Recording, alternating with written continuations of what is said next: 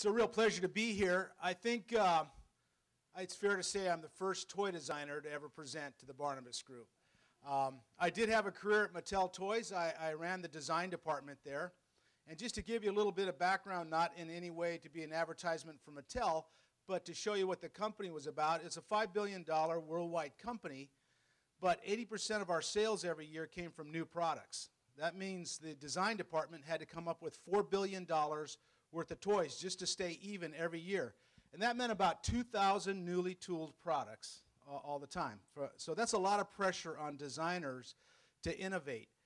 The concepts that I'm going to share with you today, actually I learned my very first 10 minutes at Mattel. It's a concept called the Edge. And when I was in the company orientation in 1982 as a summer intern, they told the story of Mattel. And I listened intently, and I understood something about what made the company big. And in 1955, Mattel was a tiny toy company. The big ones were Ideal Toys and Lionel trains. And one of the rules that dictated marketing products to children was that children have no money, so there was no advertising to children. They had TVs, and they had cartoon shows, but they never advertised to the kids because they couldn't spend any money. And that was the rule that defined that entire toy industry. It kept it in one area. And so the companies that were big were the ones that had the longest history that the parents knew about. The founders of Mattel, Ruth and Elliot Handler, said, you know, we know something a little bit different that might break that rule. We know that our kids, Ken and Barbie, can beg. They can beg and they can get what they want, whether they have money or not. So they gambled the entire equity of the company on one concept. They stepped outside of the known world and into the unknown world of children's advertising, and they sponsored the Mickey Mouse Club, 1955. And they became the first toy company in the world to advertise to children, and in a few short years, they were the biggest toy company in the world, just with that one move. And that's kind of not the first time, that's not the only time they did that. They also did that with introducing Barbie. You know, it was completely against the rules. There was never a fully grown, adult-looking fashion doll before Barbie. And even people in the company said, you can't do this. This isn't going to be right. It's not going to work. And Barbie became the biggest brand in the world. So it was a real privilege to work for that company. And it was kind of interesting because when I was a little kid, I was a dreamer. And my mind went all over the place. And I was had two parents that were both teachers. So they kind of were plagued with this kid that they really didn't understand. And when I was 9 years old, my dad sat me down and said, John, I just want you to understand, he was a Christian man and he was saying this in love, but you will not make a living out of playing, building models, drawing, and just kind of goofing off all the time. It's not going to happen. So you're going to have to buckle down. And when I became the head of the design department, my dad came to visit me from Canada, and I couldn't wait. You know, I'd take him out to lunch, but I was planning the entire day. So we pulled into the parking spot. We walked through the design center, met some designers, went into my office, sat down, and I said, Dad, do you remember when I was 9 years old? You said you'll never make a living out of building stuff, playing, drawing, and all that stuff. And he did what all dads learn to do and said, no, I never said that. To start my concept, I love history, and I know we all know the story of Christopher Columbus. 1492, he sailed the ocean blue, discovered the New World. But one of the interesting things about the story of Christopher Columbus is really some facts that maybe some of you don't know. And one of them was Christopher Columbus was the best dead reckoning navigator in the world at that time. Christopher Columbus knew that the world was round, and in fact, that wasn't his discovery. It had been known for about 200 years, and most people who navigated knew that the world was round. And he came from Italy, and he knew a guy named Toscanelli who said, if the world is round, you can go east by going west. Think about it. You know, you go out west, you come back around the other side. So he determined, what's the most profitable thing I can do with that knowledge? What's the biggest thing that that idea brings to mind? And he said, find a route to China without having to go over land. It's very dangerous, treacherous, hard to do. Sail west to go east. That was his mission in life. He set aside everything else to follow that mission. Step outside of the known world at that time.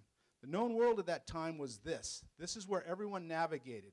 It was the places that people had already been, and no one kind of ventured beyond that. They didn't know what it was like. In fact, they knew the world was round, most people did, but they still worked as if the world was flat. There was an edge that you'd fall off of. There was a sea of darkness with monsters that you couldn't go past. So it kept everyone in one little area. Everyone was competing and navigating within the known world at the time. And Christopher Columbus, based on his knowledge and his experience, decided to go west to go east. He went to Portugal.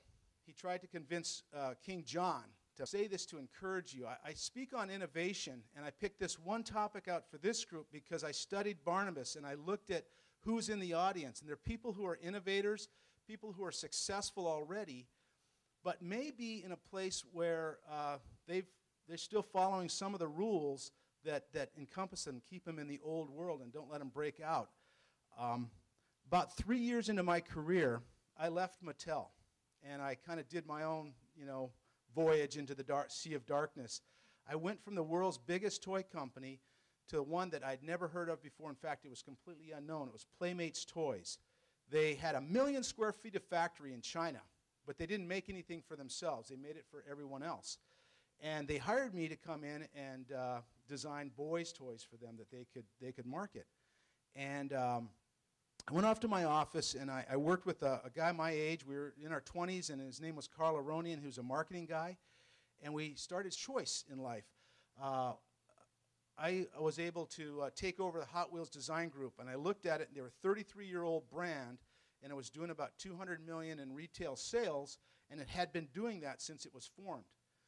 And one school of thought would be just keep that going, $200 million, keep it going. But the company wasn't all that interested in a $200 million brand. What they really liked is billion-dollar worldwide brands.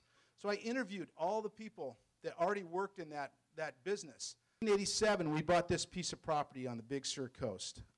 It's on Cape San Martin, and it's right on Highway 1.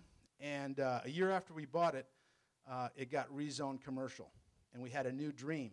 And we started telling our friends and family that we're going to build a hotel in Big Sur.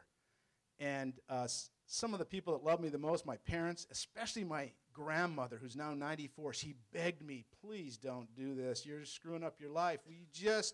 We're so proud that you finally got a job and you're doing something good. Now you're really, going off the edge. And I said, it's just a vision, it's a dream. I want to do it, And God gave us this, and it got rezoned without us even asking. And we built it. And we we opened it 6 years ago. It's called Tree Bones Resort. And actually, little did we know that it was going to hit 2 mega trends in tourism: glamping, which is glamorous camping, not my word, and ecotourism. These are actually yurts. And they're right on the edge of the world. And one of our first guests, a month after we opened, was Craig Nakano from the LA Times, did a 4-page color spread and called it his new favorite place on the Central Coast. It was highly successful. It does quite well. And I didn't even know this, but it now funds my family. I can live there. I can travel around. I can come to events like this. And it's based on jumping out of what I knew and was comfortable with. I knew nothing about running a hotel. Thoughts about how you might take your ministry, take your mission, take your business to the edge. One is, be willing to scare yourself. If you think about your life, you're most creative when you're unsure, when you're a little bit scared. I'm going to marry this girl. Is this the right thing to do? A little scared, but man, I'm alive.